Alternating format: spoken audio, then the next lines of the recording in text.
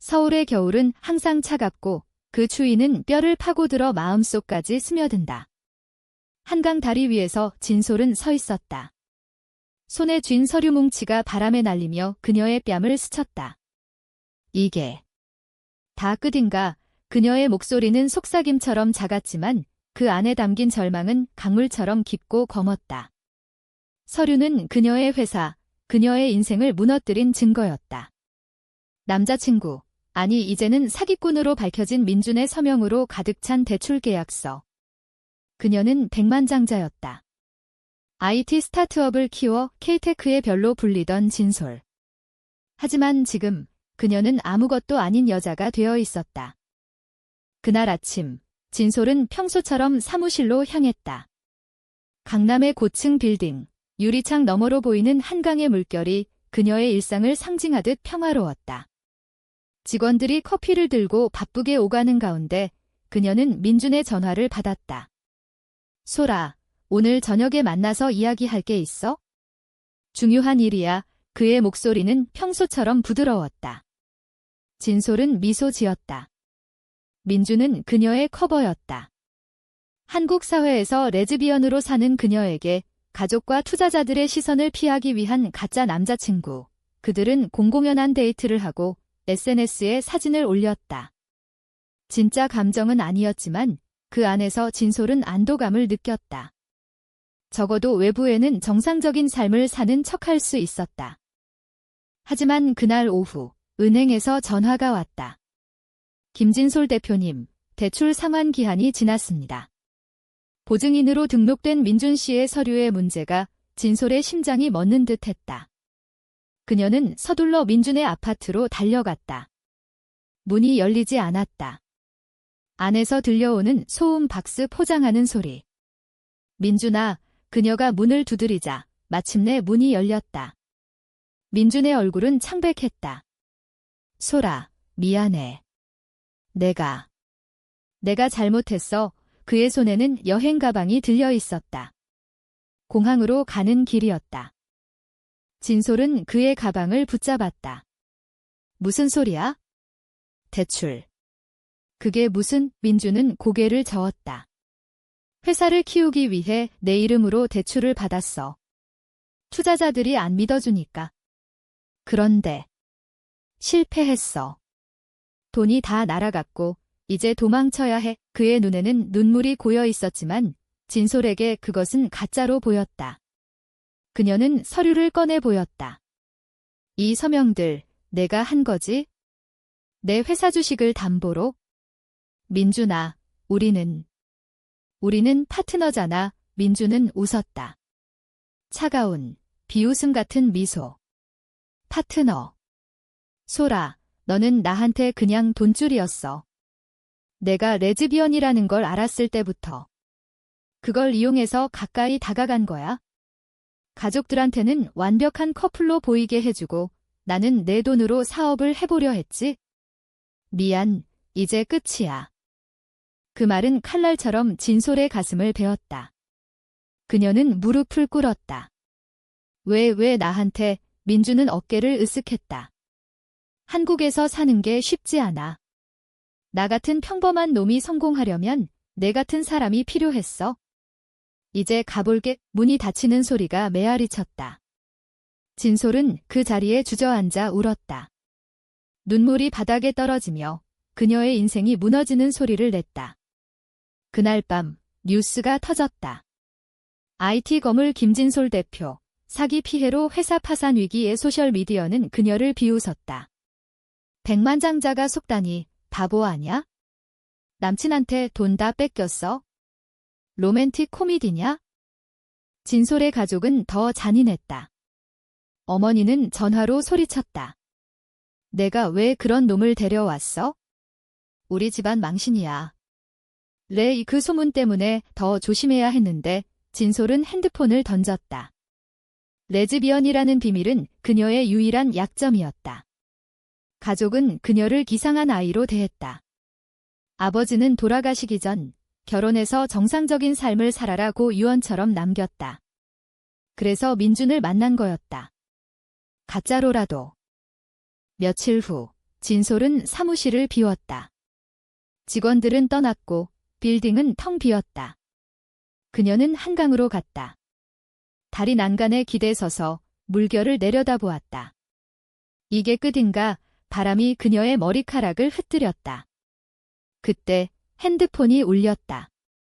발신자, 진리. 진솔의 사촌, 아니, 그녀의 유일한 진짜였다. 진리는 대학 시절부터 진솔의 비밀을 알았다. 그들은 함께 울고, 웃고, 밤늦게까지 이야기를 나눴다. 하지만 진솔은 한계를 느꼈다. 리아, 나 이제 어떻게 살아? 진리의 목소리는 부드러웠다. 솔 언니, 와, 의네 집으로 와, 혼자 있지 마. 진리는 서울 외곽의 작은 아파트에 살았다. 문화재 복원 일을 하는 그녀는 진솔처럼 화려하지 않았다. 하지만 그곳은 안전했다. 진솔이 도착했을 때 진리는 문을 열고 안아주었다. 언니, 괜찮아. 다 괜찮아질 거야. 그 포옹은 따뜻했다. 진솔은 오랜만에 느껴보는 안도감이었다. 그날 밤, 그들은 김치찌개를 끓여 먹었다. 한국 가정의 기본, 매운 국물이 눈물을 씻어주는 듯 했다. 민준 그 새끼, 어떻게 그럴 수 있어? 진리가 물었다. 진솔은 고개를 저었다. 내 탓이야. 내가 레즈비언이라서 숨기려고 그를 이용했으니까. 이제 다 잃었어. 회사, 돈, 명예. 진리는 진솔의 손을 잡았다. 언니, 돈이 다가 아니야? 언니는 강해. 기억해. 대학 때 나한테 고백한 그날 리아, 너 없인 못 살아라고 했잖아. 진솔의 뺨이 붉어졌다. 그 고백은 10년 전 제주도의 바다 앞에서였다. 그들은 키스조차 하지 않았다. 그냥 손을 잡고 별을 봤다. 사회의 시선이 무서워 그 감정을 묻어두었다. 리아, 그건 과거야. 이제 나는 파산자일 뿐이야. 이 진리는 미소 지었다. 과거. 그건 아직 끝나지 않았어. 언니, 같이 이겨내자. 그로부터 몇 달, 진솔은 진리의 집에서 지냈다. 아침에 함께 시장에 가서 신선한 채소를 사왔다. 진리는 조선시대의 한옥을 복원하는 프로젝트에 열중이었고, 진솔은 그녀를 도왔다. 먼지 쌓인 나무 문짝을 닦으며 진솔은 익힌 감정을 느꼈다. 리아, 이 일 재미있네. 나도 옛날에 이런 거 해보고 싶었어. 진리는 웃었다. 언니는 항상 스타트업만 했으니까. 이제 천천히 살아보자. 한국의 전통은 깨지지 않는 힘이 있잖아. 하지만 상처는 쉽게 아물지 않았다. 언젠가 진솔은 거울을 보며 울었다. 나는 왜 이렇게 약해? 진리가 다가와 등을 토닥였다. 약한 게 아니야. 인간적인 거지? 민준 때문에 상처받았지만 그게 언니의 잘못은 아니야. 그날 그들은 한옥정원에서 차를 마셨다. 벚꽃이 흩날리는 봄, 공기는 달콤했다. 진솔은 속으로 생각했다. 이게 진짜 사랑인가? 민준의 가짜와 달리 리아는 나를 있는 그대로 봐. 시간이 흘렀다. 진솔은 작은 컨설팅 일을 시작했다. 프리랜서로 젊은 스타트업을 도왔다. 돈은 적었지만 자유로웠다. 진리와의 일상은 소박했다. 주말에 남산타워에 올라 서울을 내려다보거나 명동에서 스트리트 푸드를 먹었다. 한국의 번잡함 속에서 그들은 작은 행복을 쌓았다. 하지만 진솔의 마음속에는 여전히 그림자가 드리워져 있었다. 리아, 나 너한테 부담이 되지 않아. 진리가 고개를 저었다. 언니, 사랑은 부담이 아니야. 그건 선택이야. 여름이 왔다. 서울의 더위는 숨막힐 듯했다. 진솔과 진리는 한강공원으로 피서를 나갔다. 돗자리를 깔고 삼각김밥과 시원한 아이스커피를 먹으며 이야기를 나눴다. 아이들이 자전거를 타고 지나가고 커플들이 손을 잡고 산책하는 풍경이 평화로웠다. 언니, 기억해. 어렸을 때 사촌 모임에서 몰래 손잡았던 거. 진리가 웃으며 말했다. 진솔은 얼굴을 붉혔다. 그땐 그냥 장난이었어. 엄마들한테 들키면 큰일 날 뻔했지. 한국의 가족 문화는 엄격했다. 사촌끼리조차 지상한 감정은 금기였다. 하지만 그 장난은 진솔에게 첫사랑이었다. 그날 오후, 비가 왔다. 갑작스러운 소나기였다.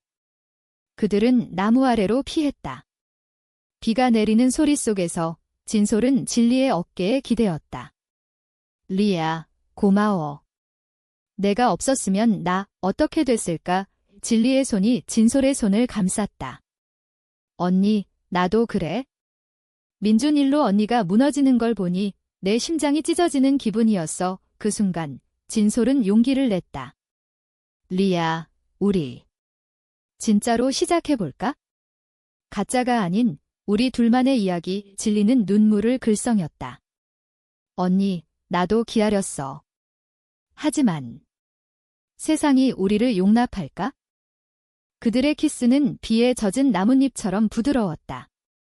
세상의 시선 없이 그저 서로를 느끼는 순간. 하지만 현실은 잔인했다. 다음 날 진솔의 옛 투자자가 연락했다. 김진솔 씨, 당신의 파산 소문이 아직도 돌아다녀. 새 사업. 웃기지 마. 게다가 그 소문들 레즈비언이라던데. 진솔은 전화를 끊었다. 또 시작이야? 진리가 물었다. 무슨 소리야? 진솔은 솔직히 털어놓았다. 민준이 나에 대한 비밀을 퍼뜨린 것 같아. 사기꾼 놈이 복수로. 소문은 빠르게 퍼졌다. SNS에서 김진솔, 게이. 그래서 남친한테 속았나? 라는 글들이 올라왔다. 진솔의 컨설팅 클라이언트가 줄었다. 그녀는 다시 절망에 빠졌다. 리야, 나 때문에 너까지 다치면 진리는 단호했다. 언니, 같이 싸우자. 한국 사회는 변하고 있어? LGBTQ 권익 단체도 많아졌어. 우리 목소리를 내자. 그들은 서울의 프라이드 퍼레이드에 참가했다. 2025년 여름, 한강변에서 수천 명이 모였다. 무지개 깃발이 나부끼고 K-팝 음악이 울려 퍼졌다. 진솔은 처음으로 손에 깃발을 들었다. 나는 김진솔이다. 레즈비언이고 사기 피해자고 하지만 살아남았어. 군중의 환호가 그녀를 감쌌다. 진리와 손을 잡고 행진하며 진솔은 눈물을 흘렸다. 이게 자유인가? 하지만 퍼레이드 후 트집이 왔다. 어머니가 찾아왔다. 소라, 이게 무슨 짓이야? 집안 망신이야. 결혼 안 해? 남자 만나. 가족 모임은 전쟁터였다. 사촌들이 모인 자리에서 진솔의 비밀이 폭로됐다. 언니가 여자랑 누군가 속삭였다. 진리는 진솔을 지켰다. 언니는 행복할 권리가 있어? 우리 모두가 그래야 해. 하지만 어머니는 울며 나갔다. 너희 때문에 내가 산다. 한국의 유교 문화, 가족의 명예가 모든 걸 짓누르는 현실. 진솔은 죄책감에 시달렸다. 리야, 미안해. 내 가족까지. 가을이 깊어졌다. 단풍이 물든 남산에서 그들은 산책했다. 언니, 포기하지 마. 나 믿어. 진리의 말에 진솔은 고개를 끄덕였다. 하지만 밤에 혼자 누워 그녀는 민준의 얼굴을 떠올렸다. 왜 나를 배신했어? 꿈속에서 민준이 웃었다. 너는 항상 숨겼으니까. 진짜 내가 아니었어. 그러던 어느 날 반전의 씨앗이 싹 텄다. 진솔의 옛 직원이 연락했다. 대표님, 민준이 잡혔어요. 해외에서 송환됐대요. 재판에서 증언해 주시면 회사 자산 일부 회복될 수 있어요. 진솔의 심장이 뛰었다. 정말 재판날 법정은 긴장으로 가득했다. 민준은 수갑 차고 서 있었다. 소라, 미안해. 그의 눈은 공허했다. 진솔은 증언대에 섰다. 그는 나를 이용했어요. 제 성적 지향을 무기로 제 삶을 파괴했어요. 판사는 고개를 끄덕였다. 피고, 사기 및 명예훼손 유죄. 재판 후 진솔은 일부 자산을 돌려받았다. 작은 액수였지만 새 출발의 돈이었다. 리아, 이제 우리 사업해볼까? LGBTQ 커뮤니티를 위한 앱 숨기지 않고 사랑할 수 있는 공간. 진리는 환하게 웃었다. 좋아, 언니. 같이 해. 겨울이 다시 왔다. 3년이 흘렀다. 진솔과 진리의 앱 레인보우 브릿지는 성공적이었다. 서울의 젊은이들이 모이는 플랫폼, 상담과 모임을 연결하는 K-스타트업으로 주목받으며 투자자들이 몰려들었다. 하지만 성공 뒤에는 그림자가 있었다. 언론이 그들의 관계를 파헤쳤다. 레즈비언 커플의 성공 신화. 과거 사기 스캔들 기사들이 쏟아졌다. 진솔은 인터뷰에서 말했다. 과거는 아프지만 그 덕에 강해졌어요.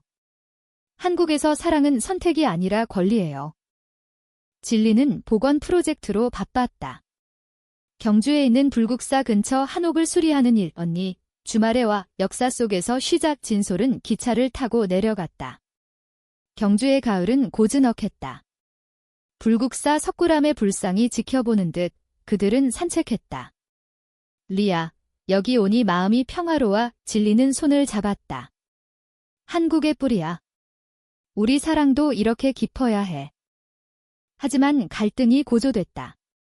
앱이 커지면서 보수단체의 항의가 왔다. 동성애 선전. 한국 전통 파괴. 시위대가 사무실 앞에 모였다. 진솔은 창밖을 보며 떨었다. 리아, 무섭다. 진리는 안아주었다. 언니, 우리는 오라. 포기하지 마우. 그날 밤 그들은 TV를 봤다. K-드라마처럼 가족 재회 에피소드. 우리도 이렇게 될까? 진솔이 물었다. 진리는 대답했다. 될 거야.